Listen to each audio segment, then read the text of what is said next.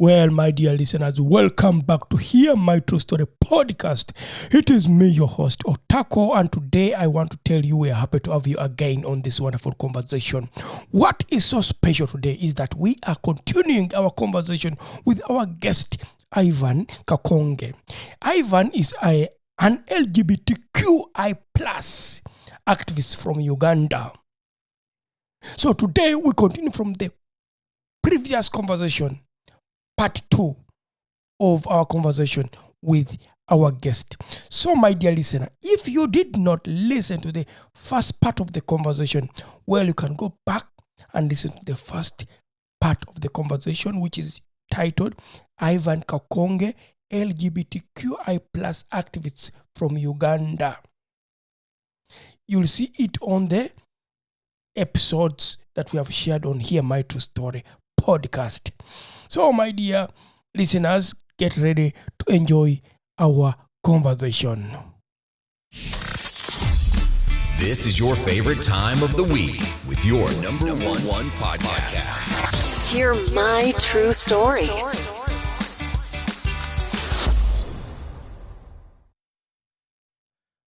Our dear listeners, before we begin this episode, I would like to warn you. This episode includes references to traumatic experiences that some listeners may find upsetting.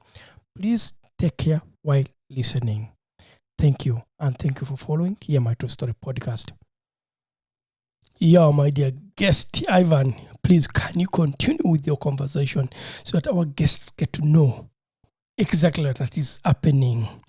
And well, you can also introduce yourself again so that the guests get to understand who is speaking behind the microphone and what he does. Thank you so much. Thank you so much, Mr. Otako, for the opportunity to have hosted me to your podcast. To our dear listeners, my name is Ivan Kakonge, and I'm a human rights defender from Uganda. And I advocate for the rights of the queer persons, that is the LGBTQI plus community. And like the presenter has said, I have worked with several organizations that include Pride for Youth Initiative, Trans Youth Initiative, Prison Empowerment and Development Initiative, Human Rights Awareness and Promotion Forum, Most at Risk Population, and I am the current executive and co-founder of the Rural Spectrum Foundation, an organization that focuses on providing services to the rural MSM persons in the eastern part of Uganda. And I am currently in Germany, living in Hamburg and volunteering at Peace Brigades International, Hamburg.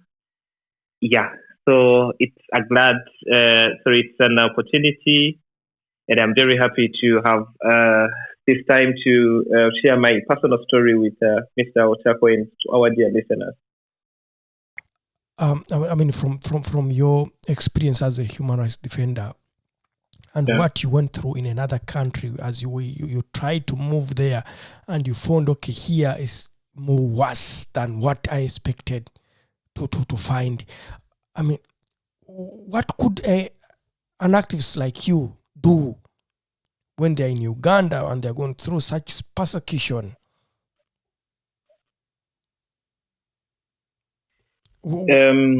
What would you recommend them to do in such a situation where they are? Thank you so much. Something that I should say is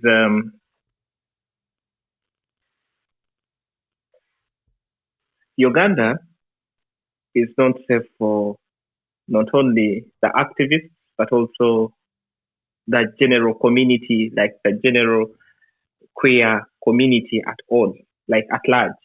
It's not only about me as an activist, as a human rights defender, but also to the entire community. But to respond to your question, I want to appeal to my fellow activists. It is not safe today or tomorrow or next week or next year. But I know of pathways that some human rights defenders have been able to use. For example, if the situation is not very good, some of them had to move to Kenya temporarily until when things get better, and then they were also able to come back. but not all can, because also traveling requires a lot of financial obligation. I mean, you should have money to maybe pay for your basic needs to this other country where you're going, rent and eating and so many other things. And not everyone has the opportunity to get these resources, because as an activist, there are no finances that we are getting from doing what we are doing. Apart from us that have organizations, but also when it comes to having an organization, it is not a guarantee that you're going to receive a salary out of it, because we get these funds through proposal writing. And once you put a proposal to a donor, it stands 50-50 chances of being accepted or rejected. And also I am looking at least in the donor funds where they want to fund project implementation and not giving funds to the staff members or the people that are actually doing the work. So hence, to my fellow activists, I know it is not safe, it is never safe, but it is through the efforts that we keep rendering every day that we have had to raise our voices to the world and they are able to know of what is happening in the country. I want to appeal to my entire community, to my entire different activists, wherever you are. If it is very, very unsafe, then look for a way out. Heal and then go back to the community. Because being an activist is not just a job, but it is the passion that we hold because we envision to a better society, to a better movement, to a better everything. Back to you, Mr. Sako. Yeah, thank you for that advice, that what people can at least have on their mind when they are doing such activities as activists to be aware of. But going back to the issue of risk, I was just thinking of how do you deal with the psychological and this emotional stress that it brings on? How do you deal with that in your work? Because I'm sure you went through all that in the other countries in Africa and then you ended back in Uganda. You were psychologically tortured, you emotionally needed support. How do you deal with that? How can someone, as an activist in your community, deal with such a situation emotionally, psychologically? Thank you so much. To be honest, there are some of the scars that we carry that can never be dropped. For example, I personally took the initiative to speak about my own experiences, but that doesn't mean that it does not in any way affect me, but I take my lived experiences to be a story that could at least motivate someone one time, one day. And then to respond to your question, how we deal or how do we cope up with the traumatic experiences? I mean, this takes us back to the mental well-being of the human rights defenders. With resources available, there has been some counseling sessions. Of course, many organizations have these counseling sessions where we can go and have sessions with therapists, psychologists. But we see this also kind of deteriorating because of the cut in the funds here and there. And then also with the opportunity that I mentioned earlier about the Elizabeth Selbert initiative, it is very unlucky. They are trying, I want to acknowledge their efforts, but they cannot reach out to everyone. But I want to appeal to the different stakeholders that the human rights defenders from whichever country, not only Uganda, but all over the world, actually need this kind of programs, because one of the core values of the Elizabeth Selbert initiative is to give the room and space for the human rights defenders to heal, rejuvenate. And part of the activities that you're supposed to do as during your time in Germany is specifically rest, heal, attend maybe sessions with a therapist, and compose yourselves together, and also go back to the community and keep the work going. Yeah. Yeah, thank you so much. Thank you so much for that sharing of the really what people need to to think of when they are and what they need. Of course, support is very important. And this brings me back to the next question. Can you maybe try to give our listeners why it is so important for the human rights defenders to have more support and protection? Because that's something that someone needs also to know. Thank you so much. Why I personally think it is very important for the human rights defenders to have the immediate support is because without the spokespersons, then a movement does not actually go anywhere.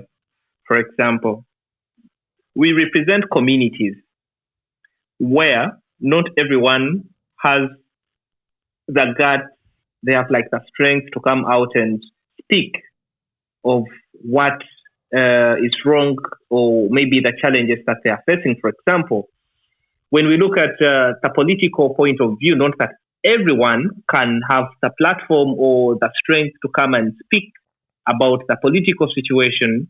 For example, in Uganda, I give respect to whoever comes out and say we are tired of a president that has been in power for over 40 years. Because, not everyone can say that because of what could happen after the arrests and taken to the basement and such. So my appeal is the human rights defenders actually need this support. And also looking at the prevailing emergency systems that we have. I have dealt with different organizations where a human rights defender is facing a challenge and they take 3-4 weeks to verify emergency funds. And 3-4 weeks to verify someone has been attacked, someone has been evicted, someone has been beaten, someone is bleeding, and it takes 3-4 weeks to process funds to the human rights defender. And this is why we see cases in Uganda. I have visibly seen cases in Uganda where we have lost human rights defenders. People are dying. So my appeal would be more support should be directed to the people that are actually risking their lives to speak for the communities that they represent. Those that are speaking for the rights of the queer persons, political rights, disability, and so many other things. And then also, they should also consider to create more healing spaces for the human rights defenders. Because being a human rights defender is encompassed with a lot of work. And then also, it takes a lot of breathness. It is very draining. Because most of the times, the work that we do is actually... it does not also give us time to, look after our families, our relations, and so, because you are always on call 24/7. You would be sleeping, and then they say someone is facing this challenge, you need to go there now. Because I've also worked as a paralegal, and then they say someone has been arrested in Nansana, and you're in Nansana, could you please go to the police station? And you're like, okay, no problem, let me go there now and find out what could be done for them to be bailed out. So, more spaces should be created for them to heal and back to you. Yeah, thank you so much. It's really difficult to be a human rights defender, most especially speaking for the LGBTQI plus community in Uganda. It's really hard. Personally, in my life in Uganda, I was an activist for human rights and children's rights. But in between, I was using also my skills as an artist to tell stories of various communities, of the minority communities. So it happened that in 2012, I did tell a story about 2 young men in Uganda on stage who are within the community of LGBTQI plus in 2012. But after telling this story with other artists, we ended up being denied for the next coming years or for our next part as artists not to work with the National Theatre, because that's the Uganda National Theatre. It's the culture center. So the culture center said, Otako, you did a show for the LGBTQI community. That means that we can't offer you a stage at the National Theatre to tell you other stories. So the play was denied at the National Theatre. We were not able to stage it. At the same time, we were staging it in hiding. At the same time, after the shows, I was informed I can no longer work with any other artist and director since I am telling stories that are not welcome in the community, that are not welcome by the politicians. It was really politicized at the Uganda National Culture Center. At the end of the day, I spent many years without staging a show at the National Theatre from 2012 to 2015. There I couldn't stage any other show. And this brings me to the question, what really inspired you, or what really made you what motivated you as a person to do this work and not give up? Because if I'm talking about people who gave up, I think I am one of the people who gave up, and I said, no, I won't tell these stories anymore because I can't manage that. But what makes you keep moving and telling such stories, telling your stories, your personal stories, and going through difficulties as an individual? And these difficulties, not to you just as an individual, but also to your family, to your friends, to people who are next to you as a person. How do you deal with this? What makes you keep moving? Thank you so much, Mr. Otako. My motivation is actually, I would term it to be the passion that I have for my community. Just to give you a simple brief of my past is I come from an extended family where my father has 4 official homes, and I happen to come from a family where we have like many girls and limited boys. And one of the expectations of that family is you should have kids, and that is one of the battles that I'm actually facing. And growing up, I had feelings for men at a very young age, and I could not do like anything about that. And my rights to being open-minded were silenced for over 18 years. And when I went to the university, I said, no, I need to be who I want to be. I need to be a better man.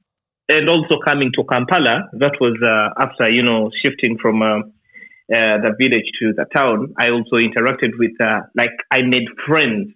This is when I learned about the organizations.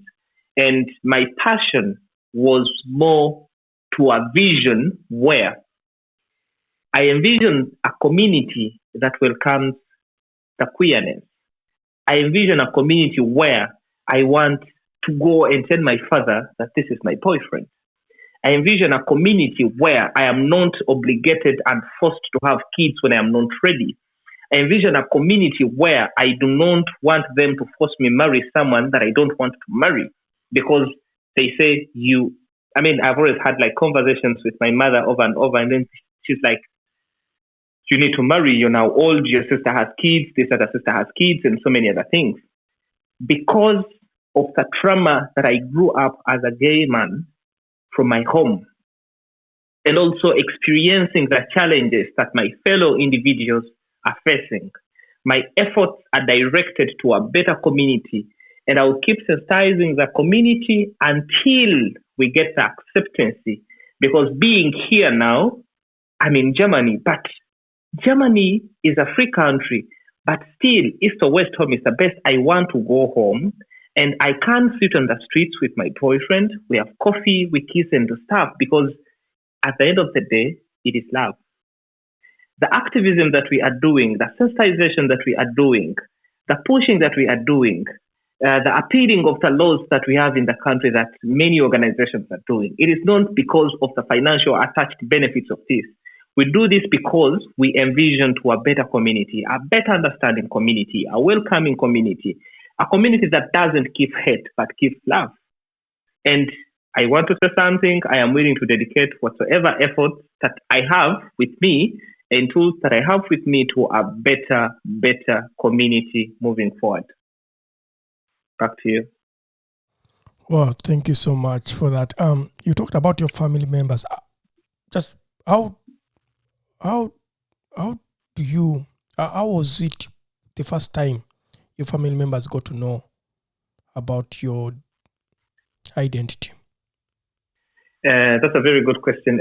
When my mother found out, because it was my mother first, she said, I was told by a friend that you are dating so and so and so and so is like your wife and so on. And then I said, please, don't try me. And because then I gained a lot of the self-esteem, and I could not be silenced because of the fear. Because the African understanding with my mother and father, I am the first son. So she has this passion of then she used to tell me, if you continue with these things of dating men, then you cannot become a heir to your father. And then I said, no, that is not my goal. That is his money, that is his property. And I need to be who I am, and I am willing as much as possible to work and gather my own stuff and riches and thought. And when my father got to know, he said, he actually disowned me and said, you are no longer part of this clan. Then I said, of course, the clan, I am grateful that you gave me the name and everything. So I think I can, if I want to have a family, then I will have a family somewhere else. And from that point until now, my stepsisters, my stepmothers, everyone in the family keeps talking. I do not have an account on X. I do not have an account on Facebook. I don't have an account on Instagram. I only have one account on LinkedIn, because whatsoever I could post on those networks, they could get the posts, the pictures, and send them to my family groups and so on. And that is what they use to create the distance between me and my father and my mother. And as I talk now, we are not in good terms. It sometimes does bother me, but it also keeps me moving, because I say, if I have stood to lose my own family, my own blood, then nothing is going to stop me from raising my voice to a better nation in Uganda. Wow. Back to you. Thank you for that sharing, because I know friends and I know people who opened up with their identity and they lost family members and they became alone. At the same time, they have to deal with their matters as individuals. At the same time, they want to build their own family, because a family is not about the blood family. It's about friends. It's about people who understand you. It's about people who respect you. It's about people who accept you who you are. And that's, to me, how I identify as a family. Make sure to leave a review. This makes our day and fuels future episodes. Hear my true story. Our dear listeners, we cannot continue from now because we don't have time. However, I would like to say thank you for listening, and we are going to continue with this story in the next episode. Don't forget to like, at the same time to comment, and also to subscribe. It has been me, Otako, the host of Hear My True Story podcast. Hit subscribe and don't miss the next episode. Hear my true story.